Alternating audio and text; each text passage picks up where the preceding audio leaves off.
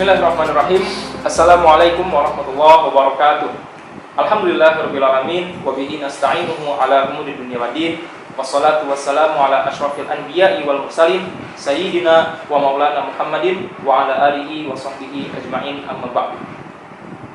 Pada bulan Ramadan kali ini, kami Himpunan Mahasiswa Jurnalistik STID Muhammad Nasir mengadakan satu acara khusus yang bernama Opus, Obrolan Puasa, di mana isinya adalah kita akan membahas tema-tema yang sederhana yang akan kita kaji bersama-sama.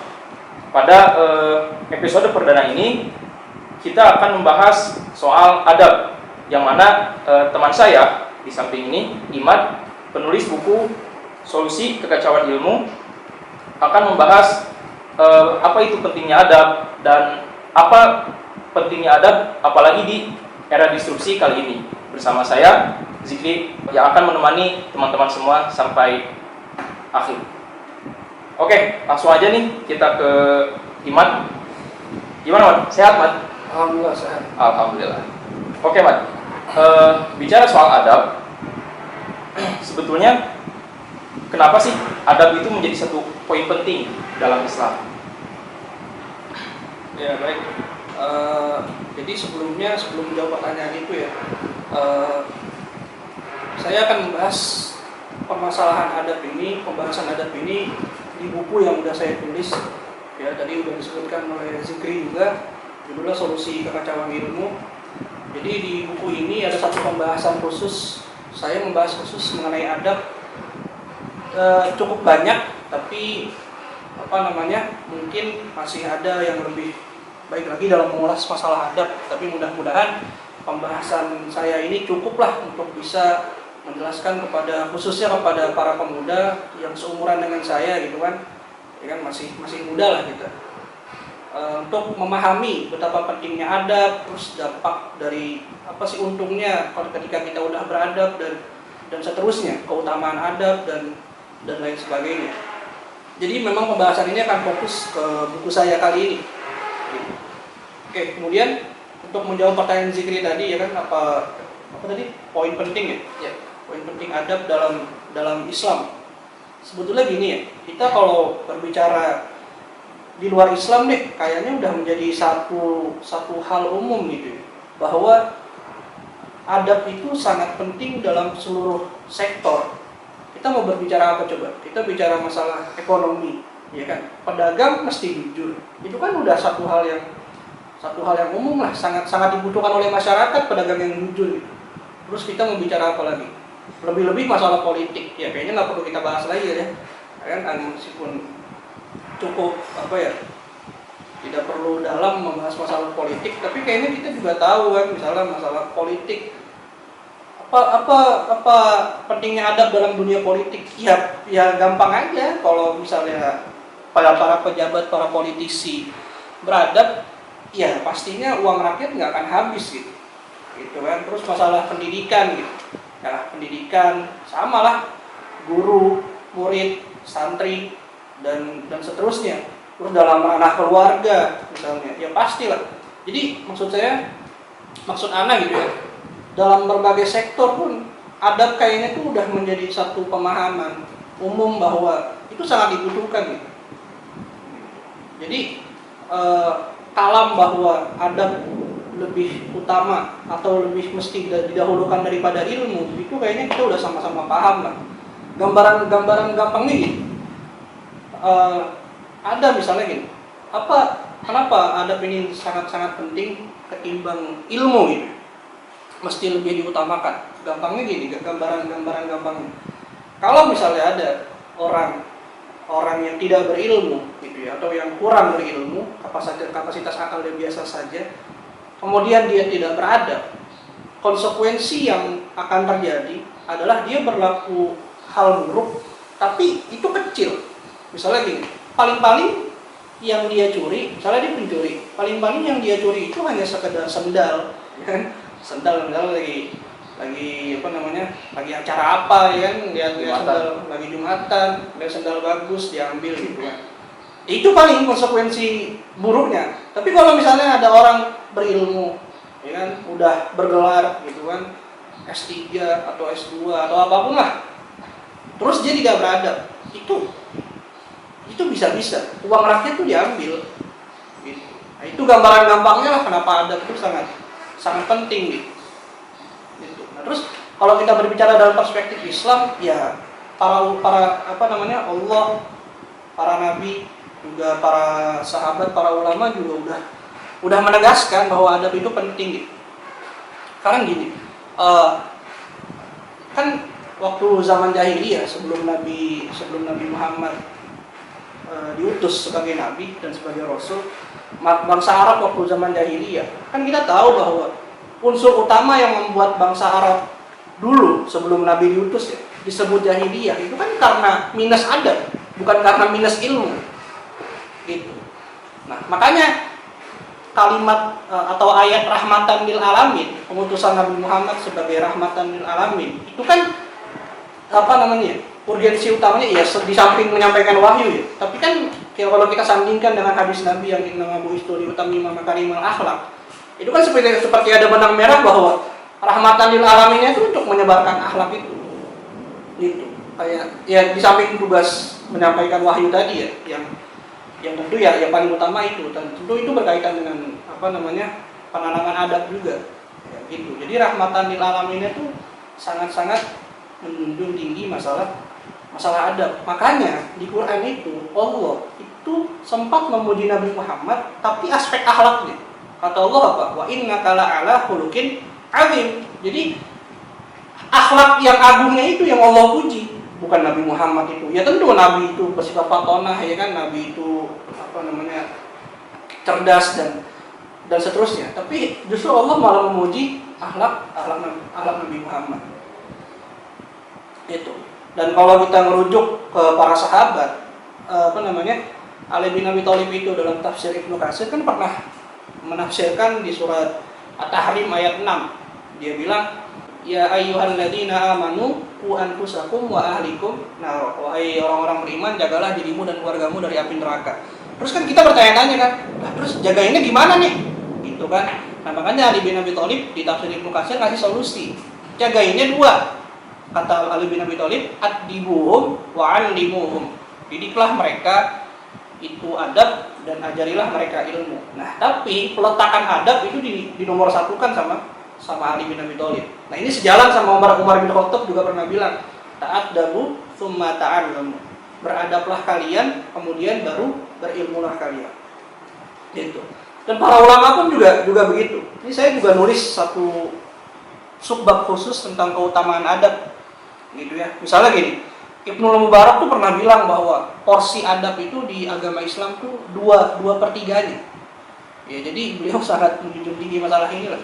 Makanya karena itu beliau tuh sampai bilang, saya tuh belajar 30 tahun, saya itu perlu belajar adab itu 30 tahun. Baru kemudian saya belajar ilmu tuh 20 tahun. Jadi dia itu sangat adab ini sangat-sangat dia junjung tinggi lah, sangat-sangat dia muliakan. Gitu. Atau misalnya ulama lain, saya nulis ini misalnya ada siapa ya? Ada Habib Ibnu Syahid. Dia pernah memerintahkan anaknya tuh kamu bergaul sama para ulama lah, para fuqaha dan lain-lain lah, gitu kan. Terus tapi pesan dia, tapi kamu gak usah terlalu fokus ke ilmunya, gitu. Ambil adab mereka sebanyak-banyaknya. Nah, itu perintah utamanya, gitu. Atau misalnya ulama siapa lagi? Ulama saya nulis ini ada Kiai Haji Hasyim Asy'ari. Dia itu pernah bilang, dia kitabnya Adabul Alim wal Muta'allim, dia bilang kalau tanpa adab, syariat, iman, tauhid itu sia-sia. Gitu. Jadi kita yang bertauhid, kita yang bersyariat gitu ya, kita yang beriman, kemudian kita yang bersyariat, tapi kalau tidak dilandasi dengan adab, itu tiga-tiganya bisa sia-sia. Gitu. Ya gampangannya ginilah, seorang khotib itu syarat utamanya dalam fikih itu cukup menutup aurat, salah satu syaratnya. Gitu. Tapi apakah boleh nggak khotib, gitu kan, khotib Jumat ngasih khutbah pakai baju singlet, gitu kan, singlet warna putih, terus nggak pakai peci tapi pakai helm? Itu kan kalau kita ngomongin fikih itu sah, itu sah. Tapi kalau kita ngomongin perspektif adab, nah itu masalahnya bukan sah atau nggak sah, tapi udah masuk ke ranah pantas dan nggak pantas. Nah itulah, jadi seakan-akan syariat itu bisa menjadi sia-sia kalau adabnya minus. Gitu. Makanya ada satu ulama bilang, namanya Yasin bin Malik, kata dia, adab ketika beramal itu tanda diterimanya amal tersebut. Gitu. Jadi jangan berharap banyak kita sudah melakukan syariat ini, syariat itu, gitu. Tapi kalau tanpa dilandasi adab, kita hanya berpikir bahwa ini sah, ini nggak sah, ini ini boleh, ini nggak boleh. Tapi kita nggak berbicara pada aspek ini pantas dan ini nggak pantas. Nah itu susah kayaknya diharapkan kalau amal kita bakal diterima. Dan terakhir misalnya ada ulama Imam Syafi'i ya, dia itu sampai bilang gini, saya tuh mencari adab katanya, itu seperti ibu yang mencari anak satu-satunya yang hilang.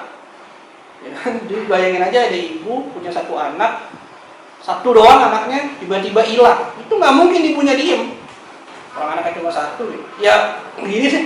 Orang tua yang anaknya banyak aja, anak satu hilang dicari gitu kan. Apalagi ibu yang anaknya cuma satu, pasti dicari kemana-mana, itu harus dapat, sebarin poster, sebarin ke media sosial dan seterusnya. Itu pencarian Imam Syafi'i terhadap adab itu seperti itu. Ibaratnya seperti itu. Gitu. Dan terakhir kalau misalnya kita ada satu ilmuwan namanya Syekh Muhammad Naqib Al-Atas, di bukunya itu kan dia bilang Islam and Secularism, dia bilang kan bahwa the central crisis of Muslim today is loss of adab, bahwa masalah inti umat Islam saat ini ya kehilangan adab itu. Jadi ya kayaknya setelah kita jabarkan semua tadi tuh, dari Nabi, dari dari ada ayat dari firman Allah, Nabi, para ulama, terus sampai Syekh Naqib Al-Atas, ya kayaknya kita udah sudah menjadi inilah pemahaman umum kayak memang adab tuh sangat penting dalam Islam. Gitu. Jangan dalam Islam, kita tahu Jepang maju karena karakternya tinggi gitu kan. Finlandia sekarang menjadi negara yang sangat luar biasa lah gitu kan. Ya karena kejujurannya. Gitu. Dari pemimpin sampai masyarakatnya itu semuanya jujur. Jadi hanya karena satu aspek jujur. Ya tentu ada aspek yang lain, tapi kan yang ditonjolkan kejujurannya. Itu sekarang negaranya bisa sehebat itu. Itulah. Jadi di luar Islam pun pasti orang-orang secara umum mengakui, bangsa-bangsa lain mengakui bahwa adab, ya kan, nanti terkait dengan penanaman nilai, kedisiplinan dan seterusnya, itu menjadi satu syarat penting untuk kemajuan satu bangsa. Ya, sama, apalagi dalam Islam gitu kan, dengan berbagai dalil yang telah kita sebutkan tadi. Begitu. Oke, dan kalau dalam Islam ini kan selain adab, kita juga mengenal kata akhlak. Nah sebetulnya akhlak sama adab itu ada bedanya nggak? Atau sebetulnya mereka sama-sama aja? Nah ini kalau pembahasan perbedaan adab sama akhlak sebetulnya cukup panjang. Nah jadi ini ya, pembahasan seputar adab sama akhlak gitu kan. Ini kalau mau tahu lebih detailnya, silakan baca bukunya. Itu salah satu guru saya juga, namanya Dr. Muhammad Ardiansyah. Judul bukunya Konsep Adab Syekh Muhammad Naqib Al-Atas, dan aplikasinya di perguruan tinggi.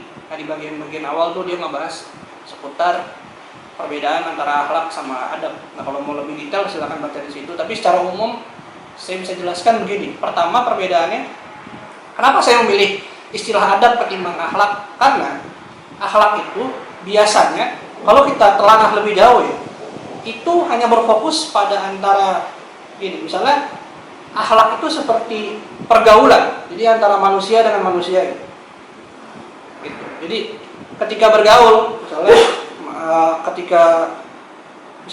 ketika berbicara harus ngomong yang sopan gitu, dan seterusnya.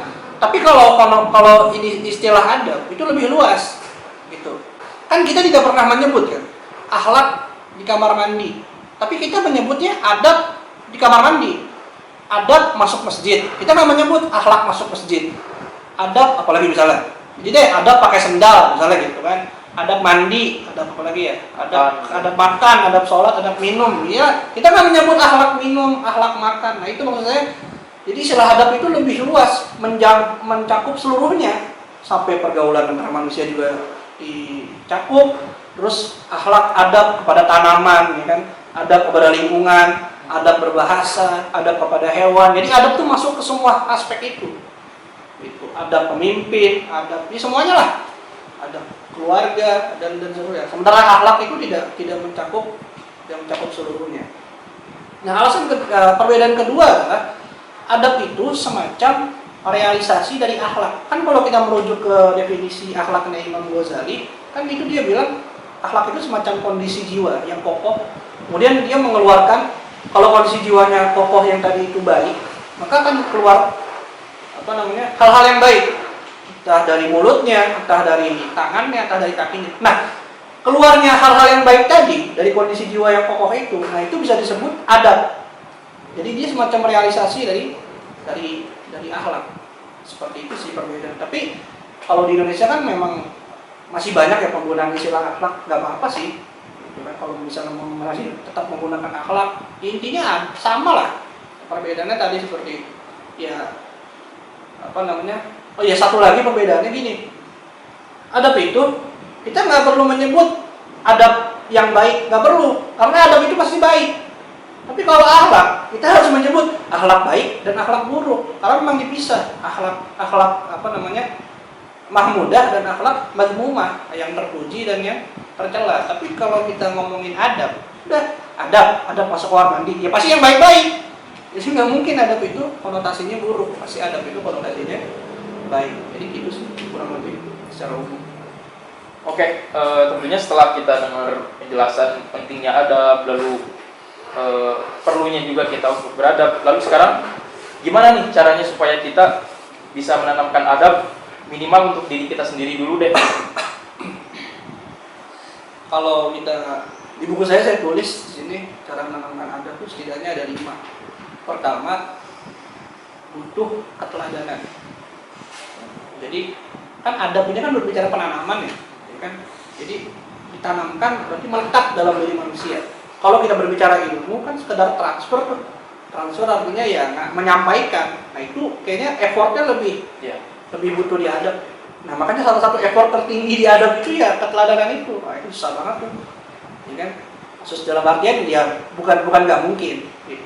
Yang nggak mungkin itu hanya keteladanan ya seperti Nabi Muhammad, ya itu nggak mungkin lah kita sesempurna beliau. Tapi kan setidaknya kita bisa lah ngasih teladan ataupun kita ngambil teladan dari orang lain. Jadi pertama itu keteladanan. Makanya Imam Ghazali itu pernah bilang gini di kitab Ihya Ulumuddin, dia bilang kan bagaimana mungkin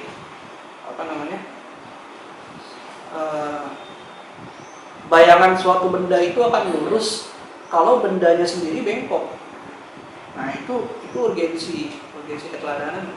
Makanya kan kita mengenal di pepatah Indonesia, guru kencing berdiri, murid kencing berlari. Jadi sekalinya guru atau siapapun ya, kan guru itu kan pasti ya atasan lah. Misalnya dalam ranah keluarga ya orang tua, dalam ranah pendidikan ya guru, dalam ranah politik ya pemimpin, gitu kan, yang penguasa dan apapun lah. Jadi kalau atasannya udah ngasih yang salah, nanti bawahannya bisa lebih gila lagi daripada atasannya. Gila dalam tanda kutip ya. Jadi keteladanan ini memang kunci utama dalam penanaman adab. Yang kedua adalah dengan cara pembiasaan. Gitu. Jadi mesti dibiasakan. Soalnya adab masuk kamar mandi pakai kaki kiri aja. Itu kan mesti dibiasain. Makanya dari TK Islam itu mesti biasanya kan ngajarin masuk kamar mandi pakai kaki kiri. Itu kan kalau nggak dibiasain ya susah. Makanya ada satu kitab mungkin dikenal ya di kalangan pondok, kitab Akhlak Lil Banin. Itu kan ada satu cerita bahwa ada anak sama bapak ke kebun, terus ngeliat ada dua pohon yang bengkok, tapi yang satu kecil, yang satu udah gede. Terus saya gak lupa ceritanya, tapi hikmah dari cerita itu intinya gini, si bapak tuh mau kasih tahu kalau pohon yang kecil ini bengkok itu masih bisa dilurusin. Ketika dilurusin, misalnya ditahan lah pakai kayu atau apa, kemudian biar dia lurus, terus didiemin aja, itu nanti tumbuhnya akan lurus tuh. Tapi kalau udah yang gede, bengkok, itu kayaknya dilurusin sampai sampai kapanpun kayaknya nggak akan Iya, lurus-lurus susah. lagi. Karena udah terlanjur gede pohonnya. Nah itulah gambarannya. Jadi pembiasaan tuh mesti dari kecil. Makanya dari TK tuh udah harus dibiasakan, dari ada pada kecil kan, ada pada masuk masjid, ada pada berbicara, ada pada kamar mandi, dan ada berpakaian dan seterusnya lah. Masih dari kecil, karena kalau udah kadung gede gitu kan udah terlanjur besar, kuliah dan udah susah. Apalagi kan kalau biasanya kan orang-orang dewasa yang udah mulai terbuka pikirannya kan udah mulai apa ya bahasanya, kadang ada gengsinya, ya kan? Dinasihatin susah, kadang malu, ya tadi lah seperti itu. Jadi udah semacam dia punya pendirian sendiri, udah nggak mau dikasih tahu. Tapi ada juga yang mau, tentu kan tidak semua. Tapi lebih baik lagi pembiasaan itu dimulai dari kecil. Yang ketiga, kalau mau kita cara menanamkan adab dalam diri seorang itu dengan cara pemotivasian. Jadi kan pertama keteladanan, kedua pembiasaan. Nah setelah dibiasakan dia mesti dikasih motivasi. Di siapapun butuh lah dikasih motivasi, kan gak cuma anak kecil gitu. Ya kan kalau bahasa Jakselnya support system. Jadi ada pihak lain yang ngasih support ke orang tersebut gitu. Jadi mesti dikasih motivasi. Jangan sampai pembiasaan hal baik, istiqomah dalam hal baik itu membuat dia justru malah membenci hal baik tersebut.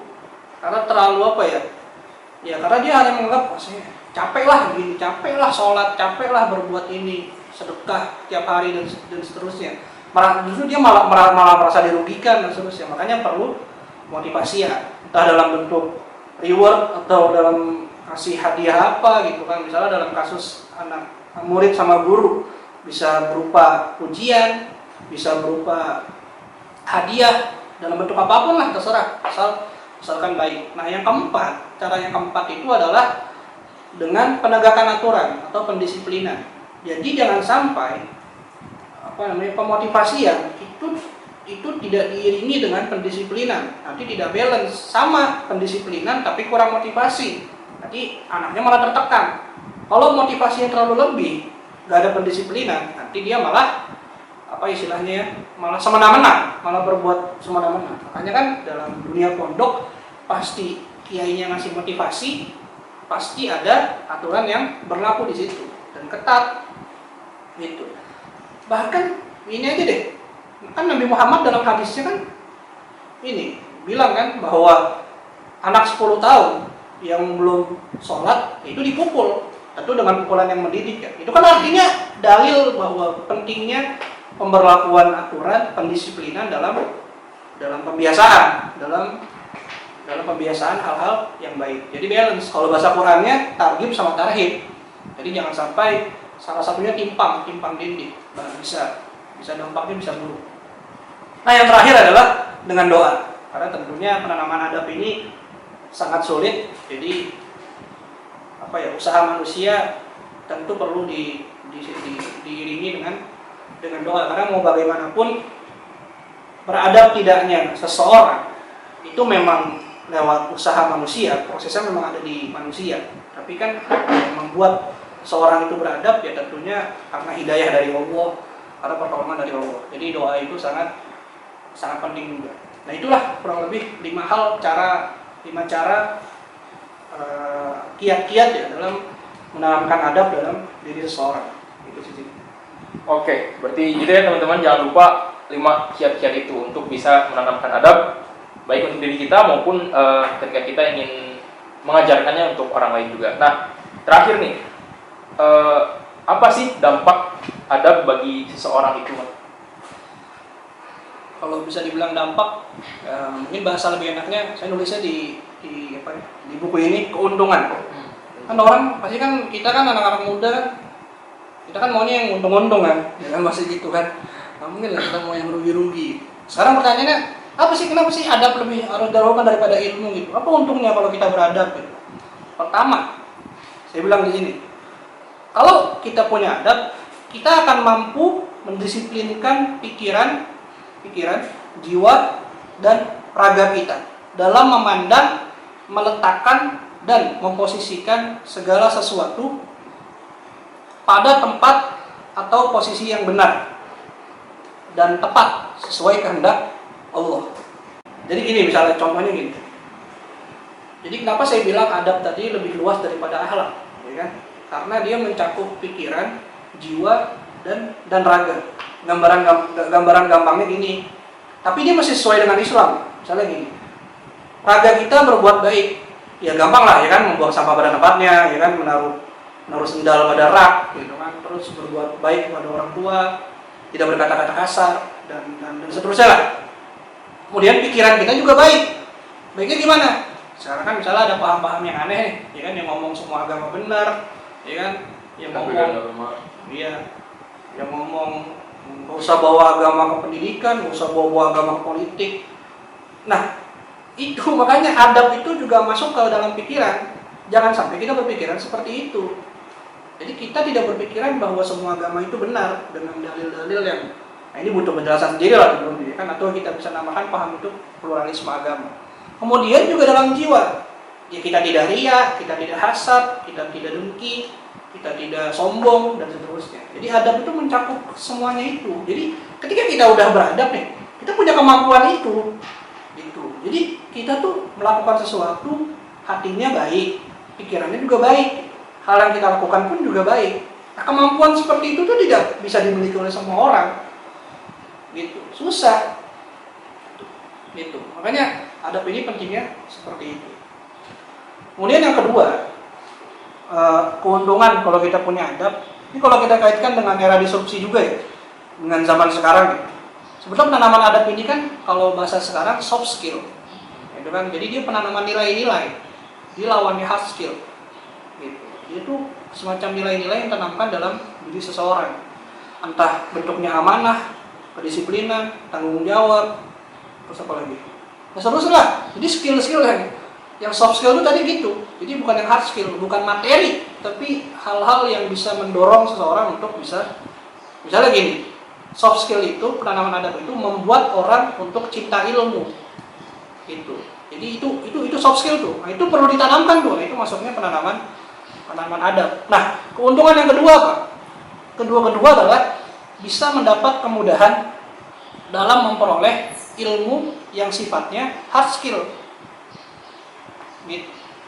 Sekaligus saya nulis ini sekaligus melahirkan para pembelajar yang siap mengaum di era disrupsi. Jadi makanya saya bilang gini, penanaman adab itu salah satu jenisnya adalah membuat seseorang menjadi cinta ilmu. Orang yang cinta ilmu itu karena ditanamkan nilai-nilai supaya dia cinta ilmu. Akhirnya dia jadi pembelajar. Kalau orang itu udah jadi pembelajar, dia tuh ya mau kapan aja, misalnya anak pondok, mau libur pondok, mau masuk pondok, dia akan belajar. Itu orang-orang yang beradab tuh. Artinya dia punya adab kepada ilmu. Gitu. Jadi dia cinta ilmu. Nah, makanya kenapa akan memudahkan dia dalam mendapatkan yang hard skill? Ya karena soft skill-nya udah ketanam. Dia udah amanah nih, dia udah tanggung jawab, dia udah cinta ilmu, dia udah jadi pembelajar. Gitu. Sekalipun kapasitas akalnya terbatas, tapi ketika misalnya libur pondok, yaudah, jadi ilmu itu dikejar sama dia. Beda sama orang yang pintar tapi nggak cinta ilmu, jadi pasif, nggak kurang aktif lah. Gitu. Jadi kalau udah ditanamkan adab, insya Allah salah satunya dia akan cinta ilmu, ya kan, soft skill udah ketanam, dia akan nyari sendiri tuh hard skill yang dia butuhkan untuk bekal hidup dia.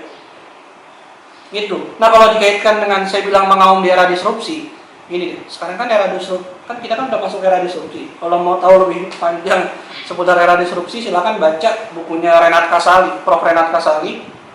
Banyaklah bukunya. Misalnya saya kutip sini ada judulnya Disruption, terus Tomorrow is Today. Terus bisa lagi baca misalnya buku The Great Shifting.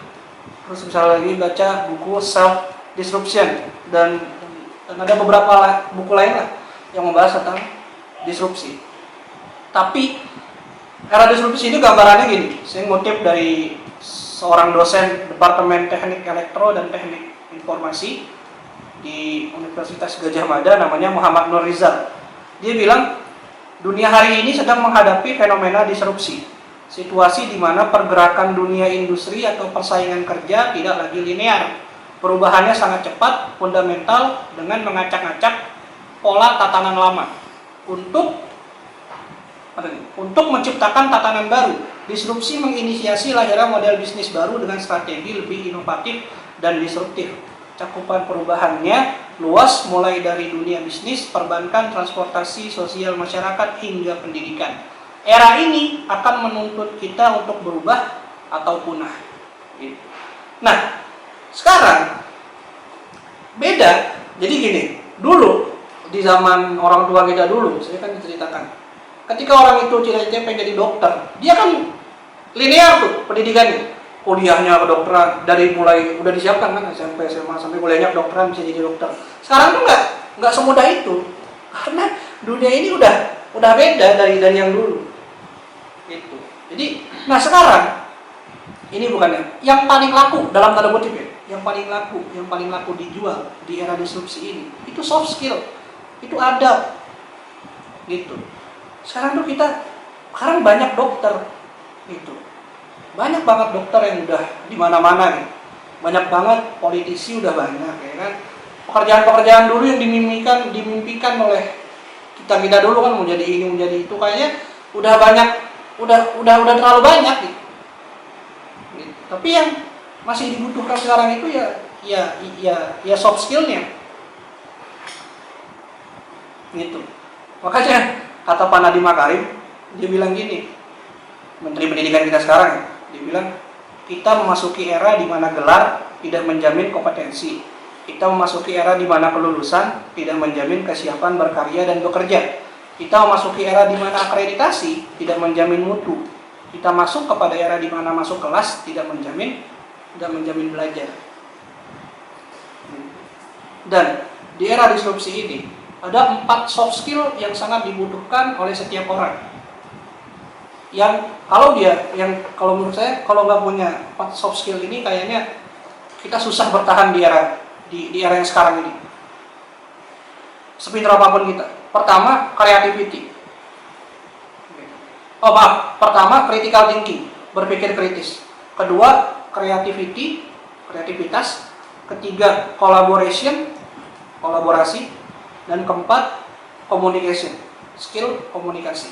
Ini 4 soft skill yang perlu ditanamkan dalam setiap anak, yang menurut saya harus dimiliki. Apalagi kalau kita mau melawan era disrupsi ini, kita nggak mau punah, terbawa arus zaman, tergilas, kita harus punya 4 soft skill ini. Insya Allah kalau kita udah punya 4 soft skill ini, kita gampang lah gitu. Kita pengen nyari kita pengen punya bekal hidup seperti apa, itu gampang. Kalau tujuannya materi, kita insya Allah bisa. Bahkan kalau tujuannya akhirat pun, 4 soft skill ini sangat mendukung dalam dunia dakwah. Gitu. Makanya gini aja deh, YouTuber, ya kan? Dia mau YouTuber apa misalnya? Podcast, ya kan? Dia kan masih punya skill komunikasi dan skill kolaborasi. Nah, ini semua juga butuh deh, critical thinking, creativity. Itu 4 tuh harus dibutuhkan meskipun dia mau jadi YouTuber. Gitu kan sekarang kan anak-anak ditanya menjadi apa deh? Jadi YouTuber Bang, gitu. YouTuber gaming aja masih punya skill komunikasi. Kalau enggak laku channelnya. Gitu kan. Ngomongnya mesti enak didengar gitu kan. Itu mesti punya skill. Itu 4 itulah soft skill. Makanya itulah tadi kenapa? Itu masuk penanaman adab tadi itu masuk tuh. Soft skill intinya penanaman nilai berupa soft skill tadi. Gitu. Kalau terkait sama era disrupsi. Yang ketiga adalah membentuk manusia-manusia yang siap berjuang dan berdakwah dengan berapapun ilmu yang dia punya. Jadi kadang tuh banyak orang pintar tapi nggak mau ngajarin ilmunya, entah karena dia takut, ya kan? Entah karena dia merasa belum siap. Nah itu kan soft skill tuh, itu kan minus soft skill tuh, minus adab, minus penanaman nilai. Jadi dia tuh banyak orang pintar tapi nggak mau dakwah, tapi nggak mau ngajar. Nah itu makanya soft skill atau penanaman adab itu ditanamkan, ruh perjuangan ditanamkan, amanah ditanamkan, tanggung jawab sebagai orang yang berilmu itu ditanamkan supaya dia mau mengajarkan ilmu dan siap berdakwah. Gitu. Jadi kalau orang itu udah ditanamkan ruh perjuangan sejak kecil, sejak lama gitu ya, meskipun kapasitas akalnya terbatas, ilmunya sedikit, itu pasti didakwahin ilmunya, gitu kan?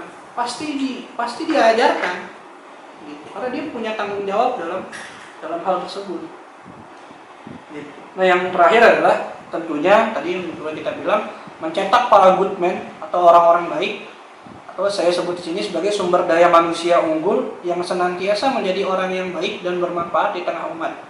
Bukan mereka yang senang berbuat kerusakan di muka bumi dengan ilmu-ilmunya itu. Gitu. Makanya kan tadi kan udah saya kasih gambaran kan yang nyuri sendal sama yang nyuri uang rakyat itu ya seperti itulah, kerusakannya lebih besar penjahat berilmu ketimbang penjahat yang tidak berilmu. Tapi kalau mau ditambahkan satu lagi keuntungannya, lebih mudah diterima. Kita kalau punya adab, kita lebih mudah diterima di masyarakat. Kehadiran kita tuh lebih disenangi di masyarakat ketimbang kita hanya banyak ilmu tapi tidak beradab. Masyarakat tuh lebih rindu kepada orang-orang yang baik, gitu, yang bergaulnya baik, yang sama orang yang lebih tua baik, dan seterusnya lah. Orang-orang lebih rindu seperti itu. Kalau bahasa ustadz saya gitu, saya di pondok, dia bilang kita tuh harus menjadi orang yang kehadirannya itu menggenapkan, ketiadaannya itu mengganjilkan. Jadi ketika kita ada, kita disenangi. Ketika kita nggak ada di tempat itu, kita dicari-cari orang. Orang sedih nggak ada kita. Gitu. Seperti itu sih. Nah itulah 5 keuntungan ketika kita udah punya adab. Itu sih kurang lebih ya masalah adab. Ada satu penutup nih dari buku saya satu tulisan saya tentang adab, ya kan? Jadi biar penutupannya lebih enak gitu, lebih bagus lah. Nah sini saya tulis gini, Islam memang agama ilmu. Tanpa ilmu, Islam tidak akan bangkit. Tapi tanpa adab, akankah ilmu membangkitkan Islam? Bukankah tanpa adab, ilmu akan disalahgunakan? Bukankah tanpa adab, ilmu justru akan meruntuhkan bangunan Islam? Bukannya ilmu tidak penting, tapi ia harus didahulukan adab. Tenang saja, bukankah tadi dikatakan bahwa dengan adab, ilmu bisa dipahami? Artinya, tidak mungkin setiap orang yang beradab tidak mempunyai ilmu, meskipun kadar akalnya berbeda-beda. Tapi selama punya adab, sedikit ilmu akan menuntun manusia kepada kebaikan, kebermanfaatan, kemuliaan, dan kebahagiaan. Islam mempunyai 2 lentera yang akan terus meneranginya, yakni adab dan ilmu. Mungkin tanpa ilmu, cahaya Islam akan redup, tapi tanpa adab, cahaya Islam akan hilang. Lagi pula, apa artinya cahaya yang hanya menyala sekejap dan bisa merusak mata? Yakni ketika cahaya ilmu terus dinyalakan, sementara cahaya yang satunya ditenggelamkan. Lebih baik menciptakan cahaya nan elok dan senantiasa ada, yakni dengan cahaya adab yang terus dinyalakan dan disempurnakan, yang nantinya juga meniscayakan cahaya yang satunya, yakni cahaya ilmu. Nah itu penutup dari saya. Terima kasih atas perhatiannya. Sekian. Assalamualaikum warahmatullahi wabarakatuh. Waalaikumsalam.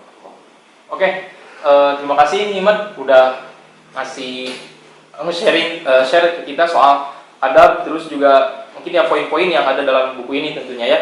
Jadi gitu teman-teman, setelah kita mendengar pemaparan, terus juga jawaban-jawaban dari pertanyaan-pertanyaan tadi, mudah-mudahan dengan apa yang kita dapatkan dari penjelasan ini, kita semakin semangat untuk bisa memperbaiki diri, untuk bisa mengupgrade diri kita supaya bisa jadi orang yang beradab tentunya, apalagi di bulan suci Ramadan ini adalah momen yang tepat buat kita introspeksi diri, terus juga ya mengupgrade diri kita lah gitu. Nah tadi juga kan sempat dibahas ya soal pentingnya kita untuk bisa bertahan di era disrupsi ini, apalagi kita sebagai anak muda nih. Jadi seperti tadi ya yang disampaikan oleh Imad, ada 4 poin untuk supaya kita bisa bertahan, yaitu critical thinking, creativity, communication, dan collaboration. Oke, itu saja mungkin yang bisa kita share untuk kali ini.